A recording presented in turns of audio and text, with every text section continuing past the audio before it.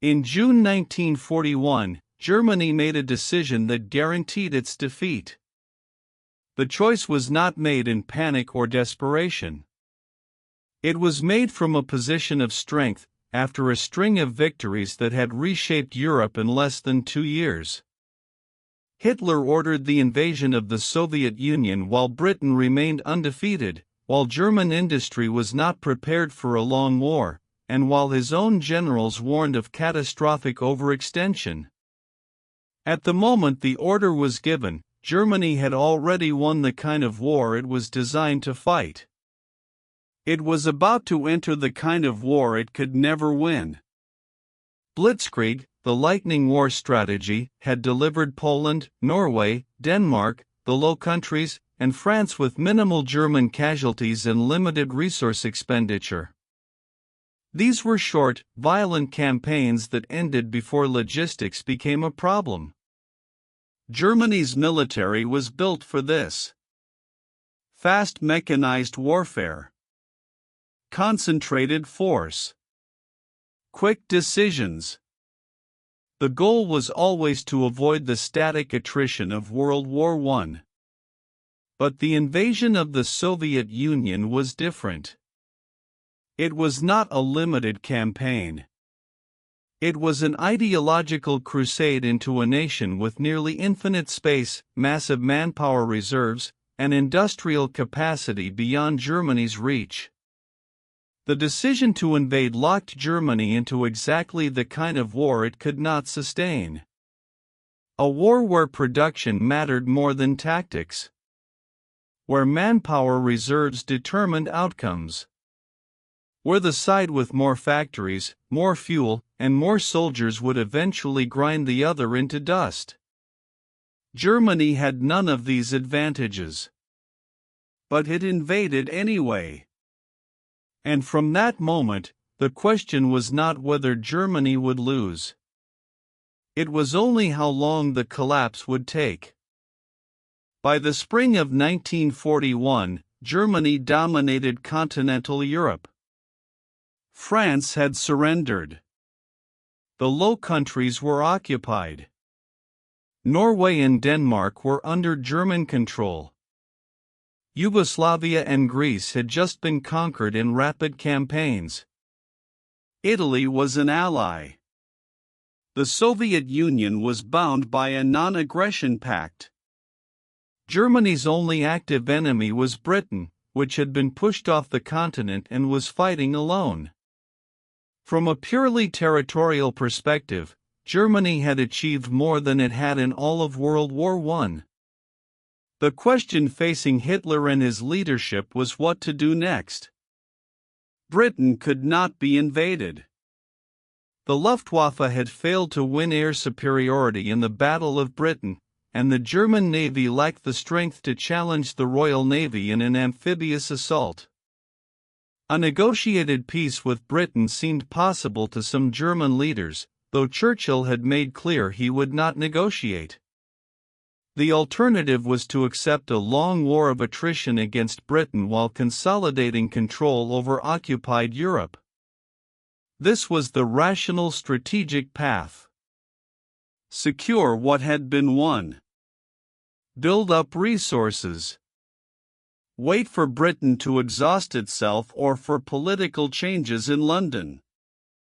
It was patient. It was defensive.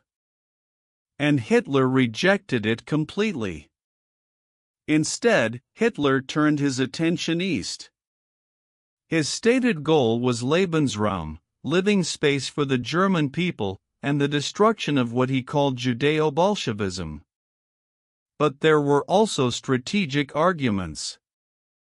The Soviet Union was a potential future threat. Its resources, oil, grain, and industrial capacity could sustain Germany through a long war. And if Britain would not make peace, destroying the Soviets would remove any hope of a continental ally and force British surrender. These were the justifications. But they ignored a fundamental problem. Germany did not have the resources to conquer and hold the Soviet Union. And the attempt would transform the war into exactly the kind of grinding attrition Germany had been designed to avoid. Inside Nazi Germany's leadership, there was no meaningful debate about grand strategy. Hitler had consolidated absolute power over military and political decisions. After the stunning victories in France and the Balkans, his confidence in his own judgment had become unshakable. Generals who had once questioned his plans now stayed silent or offered only tactical objections. The atmosphere in meetings was not one of strategic analysis, but of ideological certainty. Hitler spoke, and others nodded. Disagreement was not welcomed. It was dangerous. The Nazi inner circle was populated by loyalists, not strategists. Hermann Göring commanded the Luftwaffe but had no understanding of long-term logistics. Joseph Goebbels controlled propaganda and reinforced Hitler's worldview. Heinrich Himmler ran the SS and pushed ideological objectives over military necessity. The professional military leadership, the Wehrmacht generals, had influence over tactics but not strategy. After the success in France, Hitler dismissed their earlier caution as pessimism. He believed his instincts were superior to their training. And the system he had built gave him no reason to question that belief. This political structure meant that the decision to invade the Soviet Union was never subjected to rigorous analysis. There was no debate about whether Germany could sustain a two-front war. No serious assessment of Soviet industrial capacity or the logistical challenges of operating across thousands of miles of hostile territory. Hitler decided based on ideology and confidence. His subordinates either agreed or stayed silent. The result was that Germany launched the largest military operation in history without a realistic understanding of what it would require or what failure would mean. Hitler issued Directive 21, the order for Operation Barbarossa, in December 1940. The invasion would begin in the spring of 1941. The plan called for 3 million German and Axis troops to attack along a front stretching from the Baltic to the Black Sea. The objective was to destroy the Soviet military in a series of rapid encirclement battles, capture Moscow and Leningrad, and reach a line from Archangel to Astrakhan before winter. The entire campaign was expected to last 4 to 6 months. After that, the Soviet Union would cease to exist as a political entity, and Germany would control the resources of Eastern Europe. The plan assumed several things. First, that the Soviet military was weak and poorly led, an assumption based on its poor performance in the Winter War against Finland. Second, that the Soviet state would collapse quickly once the Red Army was defeated, similar to how France had fallen. Third, that the Soviet population would welcome liberation from communism, particularly in Ukraine and the Baltic states. And fourth, that the campaign could be completed before the onset of winter and before Germany's limited fuel and ammunition reserves ran out. Every single one of these assumptions was wrong. The decision was also based on timing.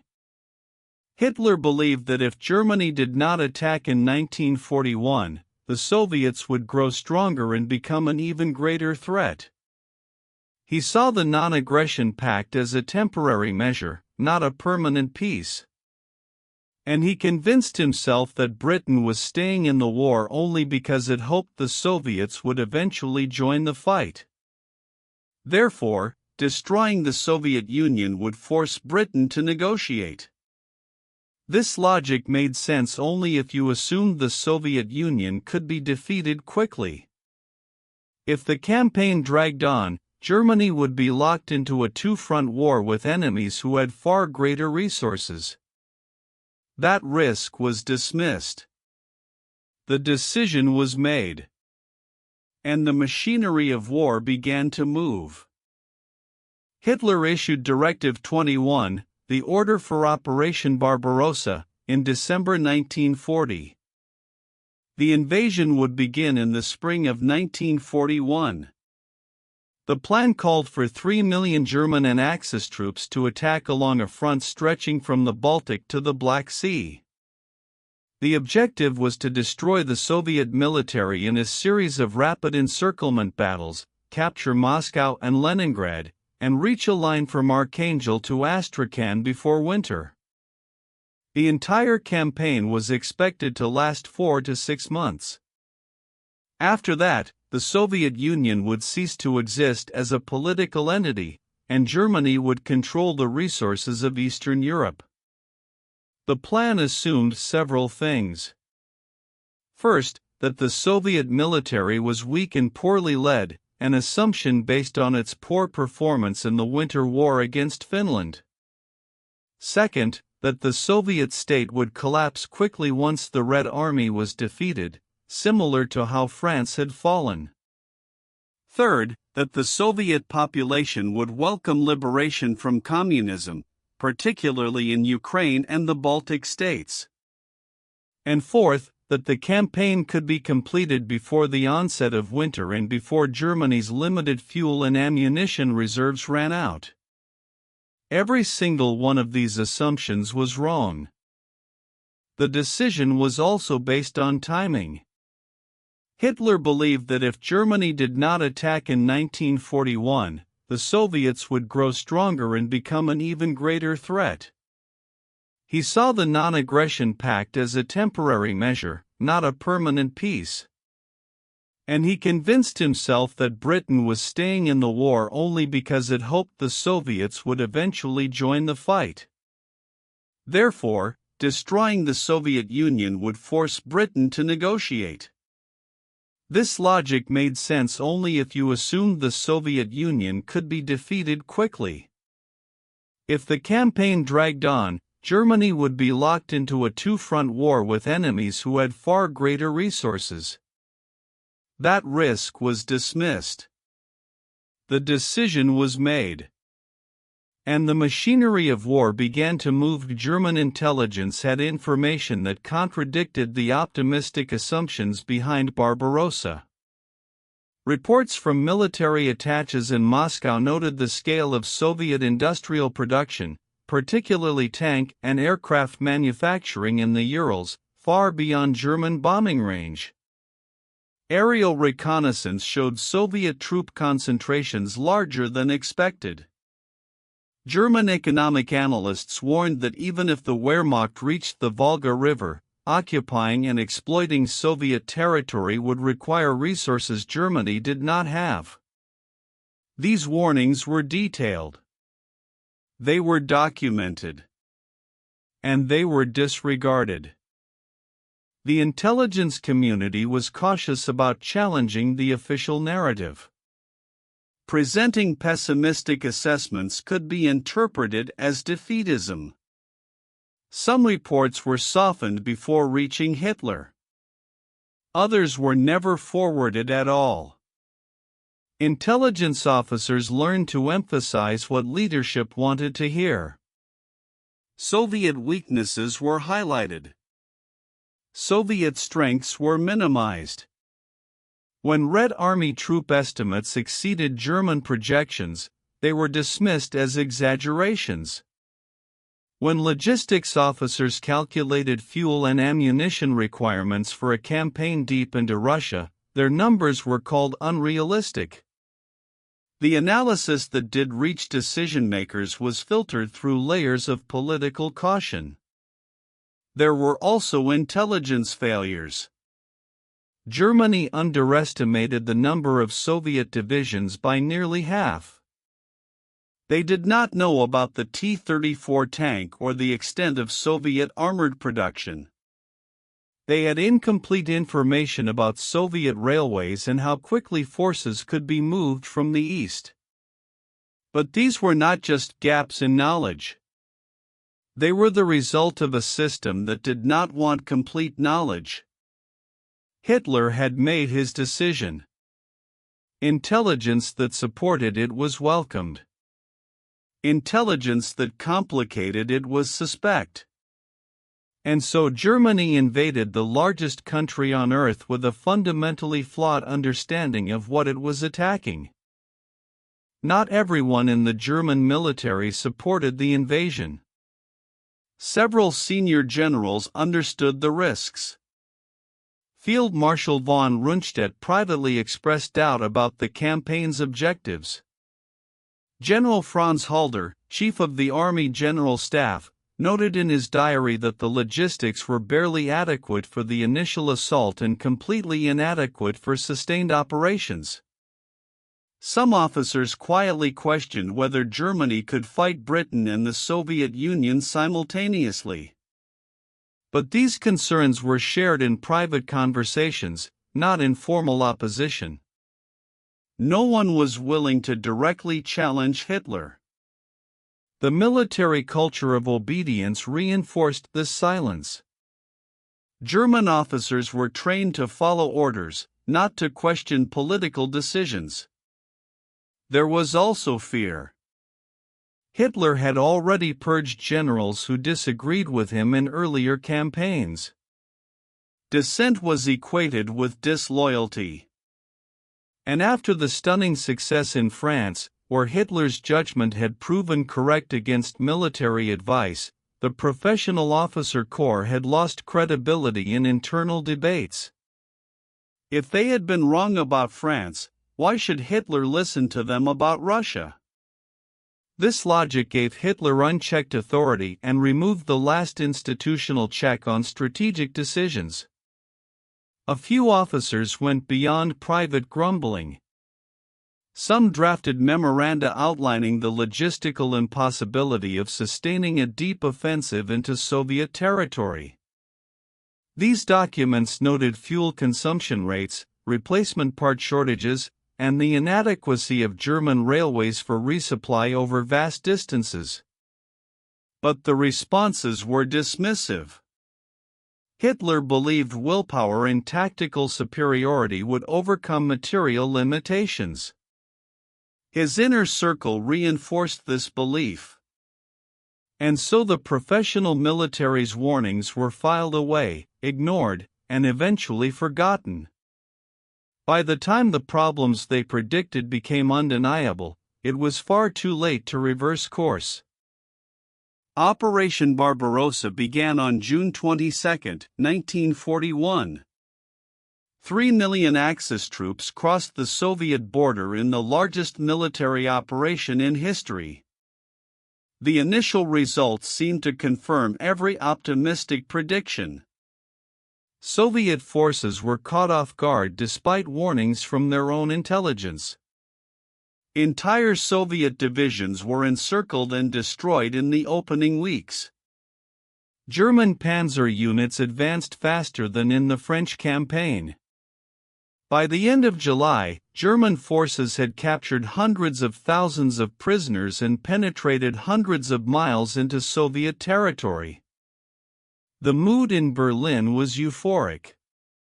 Hitler and his staff believed the war in the East was essentially won. Goebbels prepared victory announcements. Planning began for the occupation administration and economic exploitation of conquered Soviet territories. Orders were issued for the transfer of forces from the Eastern Front to other theaters once Soviet resistance collapsed. The general assumption was that Moscow would fall by September and that the campaign would be over before the onset of winter.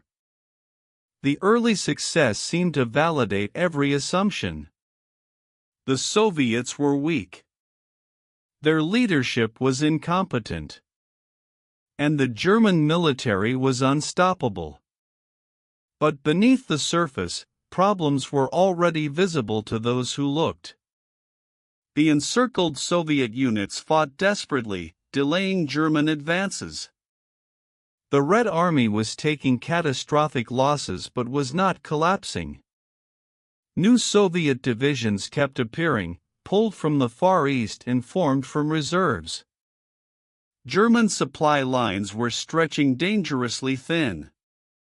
Fuel shortages forced operational pauses. Vehicle breakdowns were mounting. The Soviet rail system used a different gauge than European railways, requiring time-consuming conversions. The campaign was succeeding, but it was not succeeding quickly enough. And in a war of attrition, speed was everything. By August 1941, the timeline was slipping. Moscow had not fallen. Leningrad was besieged but still resisting. In the south, German forces were bogged down in Ukraine. The Wehrmacht had destroyed dozens of Soviet divisions, but the Red Army kept fielding new ones. German intelligence now estimated Soviet strength at over 300 divisions, double the pre-invasion estimate. Casualty rates were higher than expected. Replacements were not arriving fast enough. And the wear on equipment was catastrophic. Tanks and trucks designed for European roads were breaking down on Soviet dirt tracks.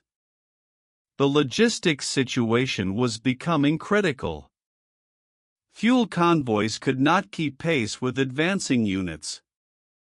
Ammunition expenditure far exceeded projections, especially artillery shells. German industry was producing at full capacity, but the distances involved meant that supplies took weeks to reach the front. Some units were operating at half strength because they lacked spare parts. The Luftwaffe was running low on aviation fuel. And the first autumn rains were turning roads into impassable mud, further delaying resupply. The campaign was only 3 months old, and the logistical system was already near collapse. German commanders at the front began reporting these problems in increasingly urgent terms. They needed reinforcements. They needed fuel. They needed time to rest and refit divisions that had been in continuous combat since June. But the strategic directive from Berlin remained unchanged. Push forward. Maintain momentum. Victory was close. The reports from the front created cognitive dissonance at headquarters. The numbers showed growing problems, but the maps still showed German advances. So leadership chose to believe the maps.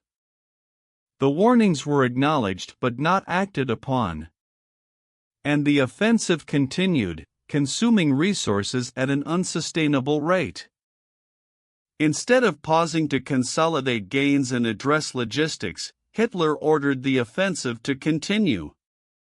In September, he directed forces to capture Kiev and then pivot north toward Moscow. The operation succeeded in encircling massive Soviet forces around Kiev, capturing over 500,000 prisoners. It was one of the largest encirclements in military history. But it consumed weeks of good weather and further exhausted German divisions. When the drive toward Moscow finally resumed in October, the window for success had narrowed dramatically. Winter was approaching. And the Red Army was using the time to prepare defenses. The decision to prioritize Kiev over Moscow was controversial within German command. Several generals argued that Moscow should be the primary objective. The city was the political and logistical center of the Soviet Union. Its capture might force Soviet collapse. But Hitler insisted on destroying Soviet forces first, then taking cities. This was sound military doctrine in theory, but it ignored the calendar. Every week spent fighting in Ukraine was a week closer to winter. And the German military was not prepared for winter operations. Vehicles lacked winterization. Troops had no cold weather gear. Supply lines were already stretched. The decision to continue the offensive was a gamble that the war could be won before the weather turned. By November, German forces were within sight of Moscow. But they were exhausted, under strength, and operating at the end of impossibly long supply lines. Temperatures were dropping. Snow was falling. And then the Soviets counterattacked. Fresh divisions from Siberia, equipped for winter warfare, struck German positions. The Wehrmacht, for the first time in the war, was forced into a major retreat. The offensive had failed. Not because of poor tactics, but because Germany had attempted an operation beyond its logistical and industrial capacity. The war of quick victories was over. The war of attrition had begun. The failure to capture Moscow did not lead to strategic reassessment. Instead, it led to escalation.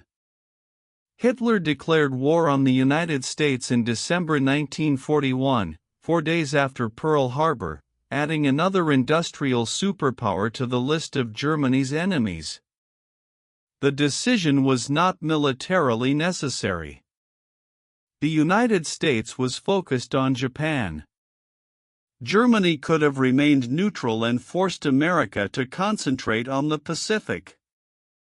But Hitler believed America would eventually enter the European war anyway, and that declaring war first demonstrated strength.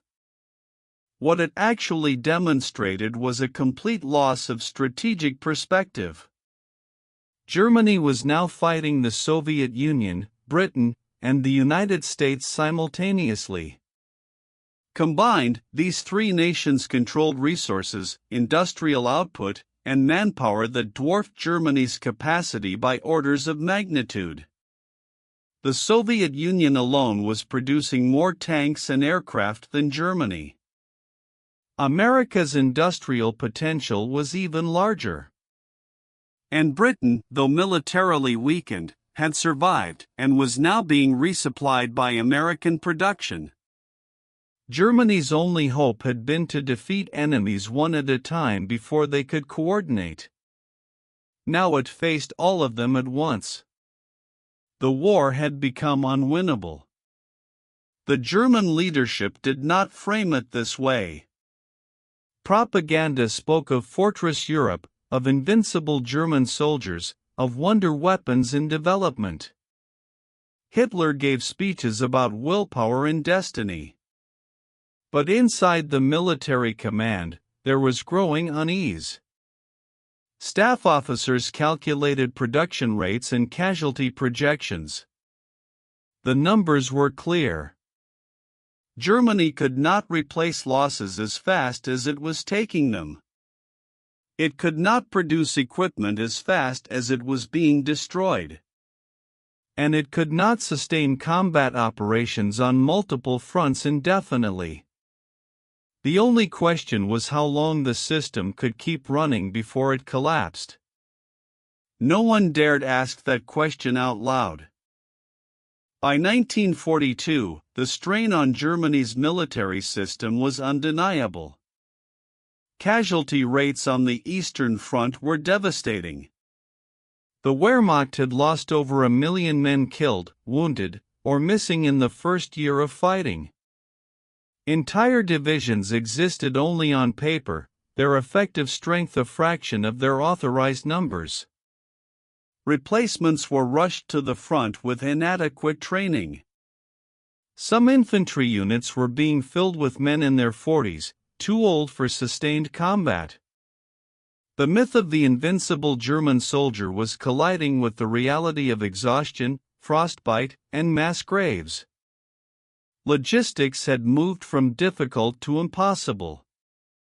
The German rail network inside the Soviet Union was primitive and constantly sabotaged by partisans. Trucks were breaking down faster than they could be replaced. Horses, still the primary means of moving supplies at the front, were dying in massive numbers from cold, overwork, and lack of fodder. Fuel consumption exceeded imports and production. Germany had invaded the Soviet Union partly to secure oil from the Caucasus. Instead, it was burning through its reserves in a failed attempt to reach those oil fields. Every gallon of fuel used to attack was a gallon that could not be replaced. The industrial base was maxing out. German factories were running multiple shifts, using forced labor from occupied territories to make up for manpower shortages. Production of tanks, aircraft, and ammunition was increasing. But it was still insufficient. The Soviet Union was outproducing Germany in every major weapons category. American factories were ramping up. British industry, dispersed and protected, continued operating. Germany was winning individual battles but losing the industrial war. And in a conflict where both sides could replace losses, the side with larger reserves would eventually prevail. Germany had locked itself into a war it was designed to avoid and could not possibly win. The Allies recognized that Germany was now committed to a war of attrition and adjusted their strategy accordingly. The Soviet Union prioritized industrial production over everything else. Entire factories were moved east of the Urals, beyond German bomber range. Production of tanks, particularly the T-34, increased exponentially. Soviet generals, learning from catastrophic defeats, improved their tactics. The Red Army was still suffering enormous casualties, but it had the manpower and production to sustain them. And every month, it grew stronger while Germany grew weaker. Britain and the United States coordinated their response. Lend-Lease supplies poured into the Soviet Union through northern convoys and southern routes. Trucks, fuel, food, and raw materials helped sustain Soviet industry and mobility. The British continued strategic bombing of German cities and industrial centers, forcing Germany to divert resources to air defense. American industrial output reached levels that dwarfed anything Germany could achieve. By 1943, American shipyards alone were producing more tonnage than the entire German economy. The balance of power was shifting decisively. The Allies also exploited Germany's strategic overextension. They invaded North Africa, forcing Germany to send reinforcements to a secondary theater. They prepared for landings in Italy and France, threatening to open new fronts. They coordinated offensives so that Germany faced simultaneous pressure from multiple directions, preventing it from concentrating forces. The Allied strategy was simple. Apply continuous pressure everywhere. Make Germany defend everything. Wait for the system to break. It was a strategy that only worked because Germany had locked itself into a war of attrition. And it was working. There were moments when Germany might have extricated itself from the strategic trap. After the failure at Moscow, a rational response would have been to shift to a defensive posture on the Eastern Front, shorten supply lines, and husband resources. Some generals advocated for this. They argued for elastic defense, trading space for time, preserving divisions for counterattacks rather than static defense. Hitler rejected this approach. He believed yielding territory would break German morale and encourage the Soviets. Every inch of ground was to be held. The result was that German forces remained overextended and vulnerable. Another opportunity came after the disaster at Stalingrad in early 1943, where an entire German army was encircled and destroyed. The loss was catastrophic, both militarily and psychologically. It proved that the Wehrmacht could be decisively beaten. Some within the German military believed this was the moment to seek a negotiated end to the war in the East. But Hitler would not consider it. The Nazi ideology made compromise with the Soviet Union impossible. And the Allies had already declared that only unconditional surrender would be accepted. There was no diplomatic path available, even if Germany had been willing to take it. The final clear opportunity was in mid-1943, after the failure of Operation Citadel at Kursk. This offensive consumed Germany's last strategic reserves and achieved nothing. After Kursk, the Wehrmacht was permanently on the defensive. A withdrawal to shorter, more defensible lines could have prolonged the war and inflicted heavier costs on the advancing Allies. Instead, Hitler ordered his armies to hold fixed positions, leading to repeated encirclements and destructions. By choosing to fight an attritional defense without the resources to sustain it, Germany ensured that the collapse would be total. The moment to change course had passed. All that remained was the grinding destruction. By the beginning of 1944, Germany had crossed into irreversible strategic defeat. The Red Army was advancing along the entire Eastern Front. Allied forces had landed in Italy and were preparing for the invasion of France. German cities were being systematically destroyed by round-the-clock bombing. Fuel reserves were critically low. Replacement rates could not keep pace with casualties. The Wehrmacht was fighting with divisions at half strength, using teenage boys and men in their 50s to fill the ranks. The professional core of the German military, the soldiers who had conquered Poland and France, was gone. The decision that had locked Germany into this position was not a single moment but a pattern. The choice to invade the Soviet Union without first defeating Britain. The refusal to recognize the campaign's failure before winter. The declaration of war on the United States. The insistence on holding all ground rather than conducting strategic withdrawals. Each decision had compounded the previous ones, narrowing Germany's options until there were none left. By 1944, Germany was not fighting to win. It was fighting because the leadership structure could not conceive of any alternative. The war had its own momentum now, independent of rational strategy. This was the fundamental consequence of entering a war of attrition without the resources to win it. Germany's military was still capable of local victories, tactical brilliance, and fierce resistance. But these could not change the strategic balance. Every German division destroyed could not be replaced.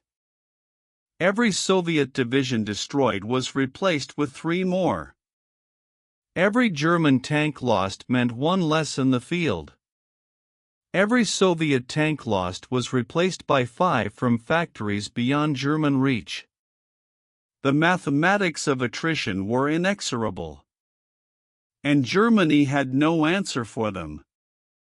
In the summer of 1944, the Soviet Union launched Operation Bagration, one of the most devastating offensives in military history.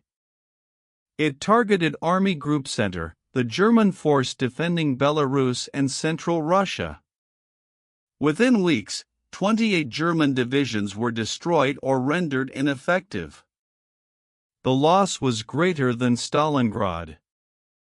Over 300,000 German soldiers were killed or captured. The Eastern Front, which had been relatively stable for months, collapsed. Soviet forces advanced hundreds of miles, liberating Belarus and reaching the borders of Poland. The Wehrmacht had lost the ability to conduct coherent defensive operations. But collapse was not just military. It was systemic. German officers reported that units simply dissolved under sustained pressure. Soldiers deserted or surrendered in large numbers. Communications broke down. Supply systems failed. Some divisions retreated in good order. Others scattered. The command structure, which had prided itself on discipline and coordination, was coming apart. The reasons were clear. The soldiers were exhausted. They had been fighting for 3 years under brutal conditions.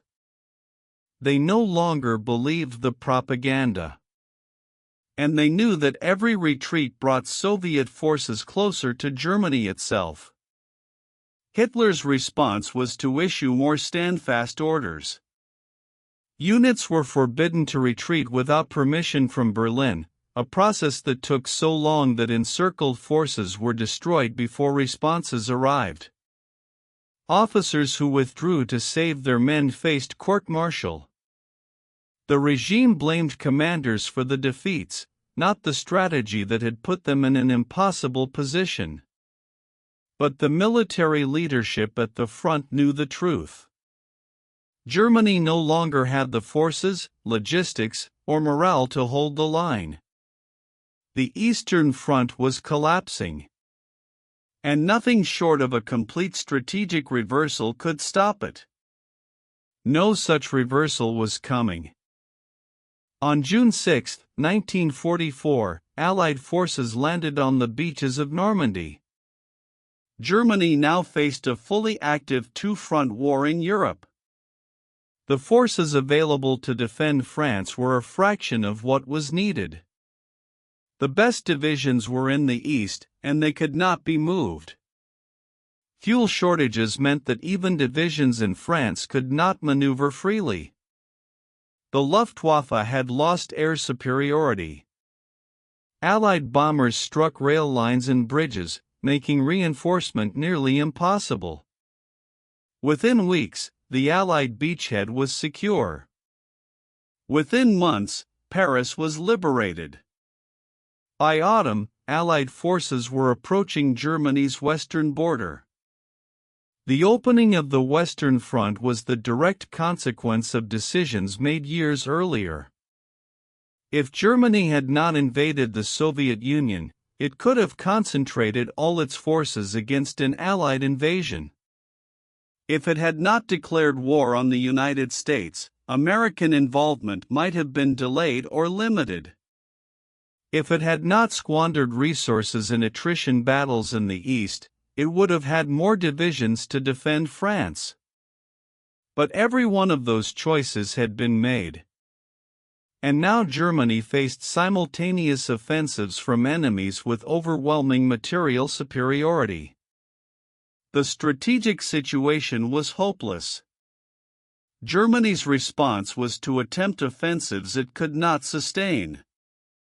In December 1944, Hitler launched the Ardennes Offensive, known as the Battle of the Bulge, using Germany's last reserves.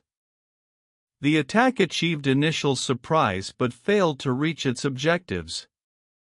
It consumed fuel in divisions that Germany could not replace.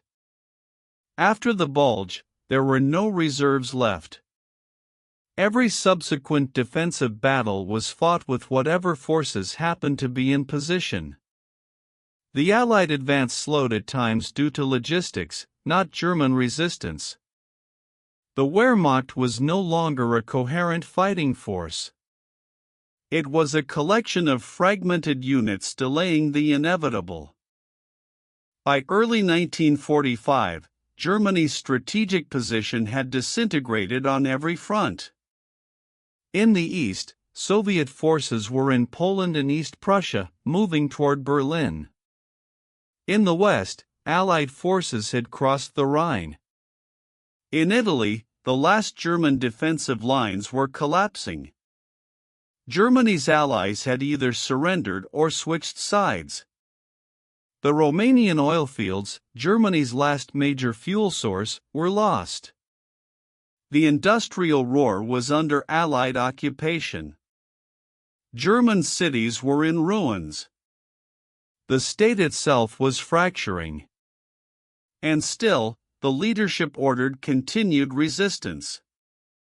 The decision to enter a war of attrition had created a cascading failure. The military consumed resources faster than industry could produce them. Industry was destroyed faster than it could be rebuilt or relocated. The population was mobilized to the breaking point, with no reserves left. Transportation networks were shattered, making it impossible to move the resources that did exist. Every system Germany relied upon had been stressed past its limits and was now failing simultaneously. This was not the result of a single battlefield defeat. It was the inevitable outcome of strategic choices made years earlier. The contrast with the early war was stark. In 1940, Germany had conducted lightning campaigns that achieved objectives with minimal cost. In 1945, it was fighting on its own soil, with destroyed cities, starving civilians, and armies composed of old men and children. The transformation took less than 5 years. The cause was clear. Germany had chosen to fight a war its economy and society could not sustain. It had expanded commitments without expanding capacity. It had prioritized ideology over pragmatism. And it had refused to adjust course even when the consequences became undeniable. The result was total collapse.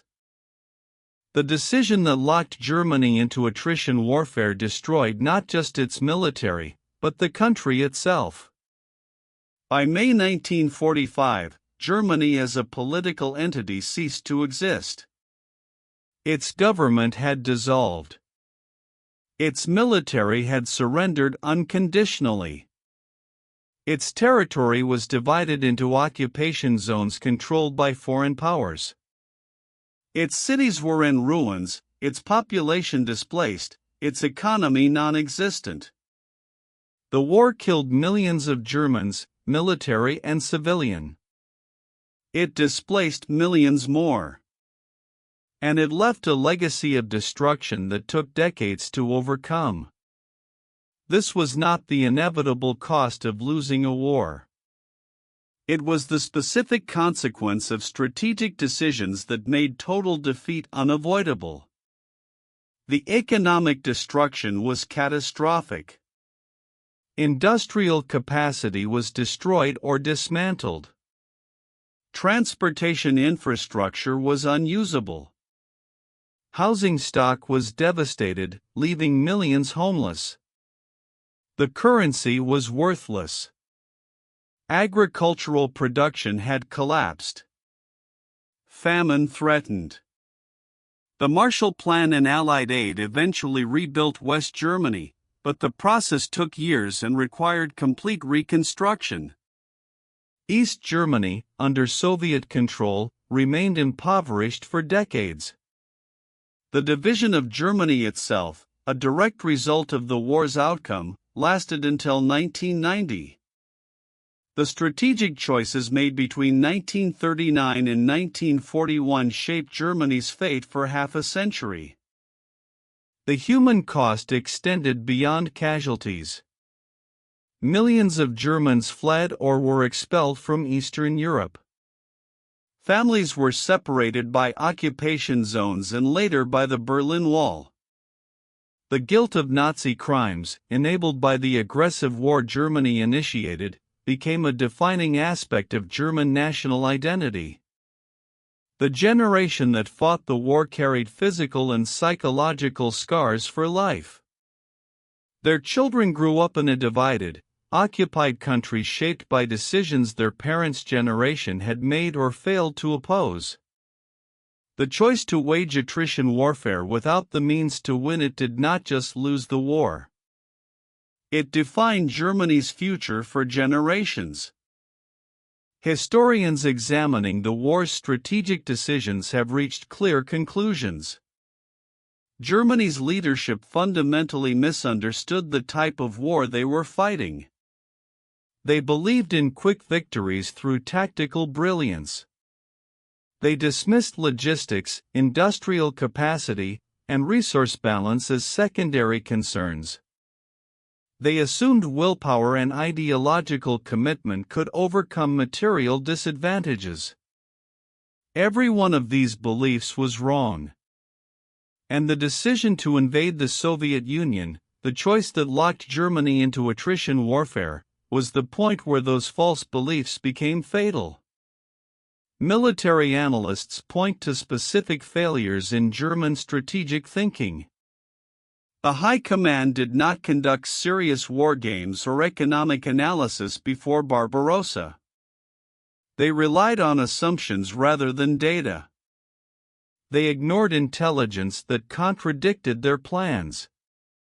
They dismissed professional military advice when it conflicted with ideological objectives.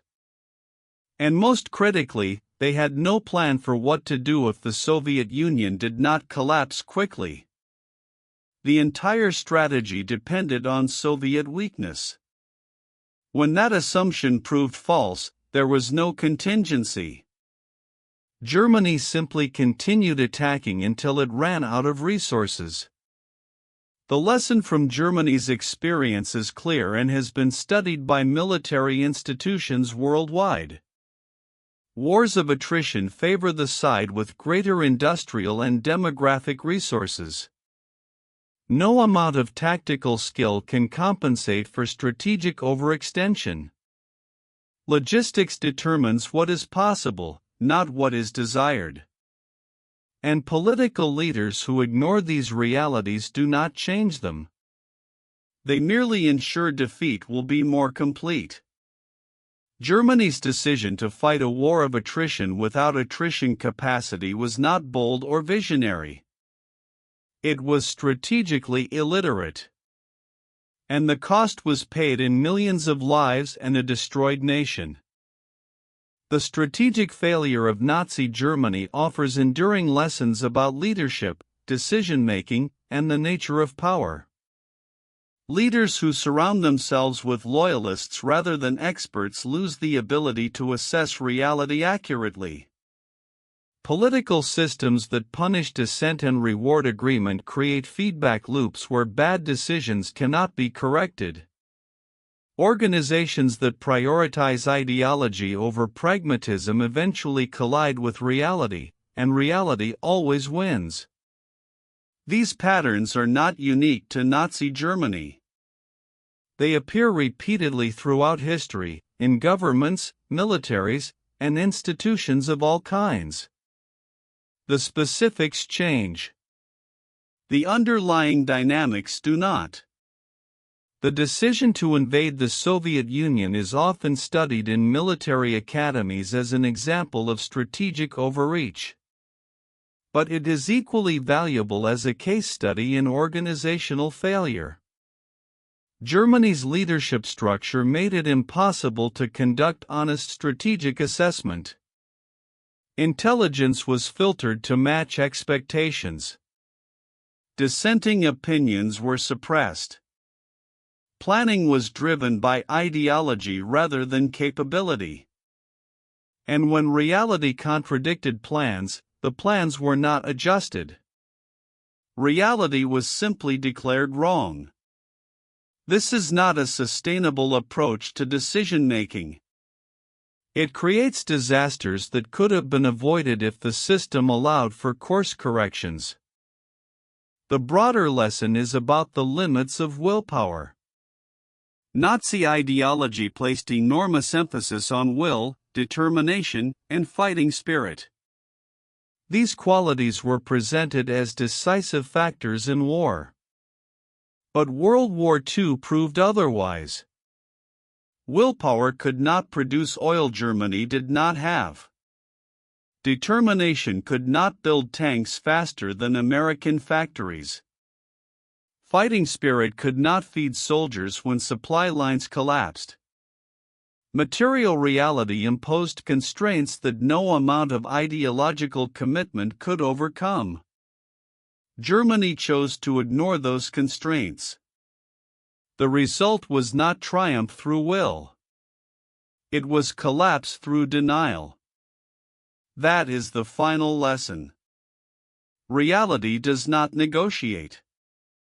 And leaders who refuse to acknowledge it do not change outcomes.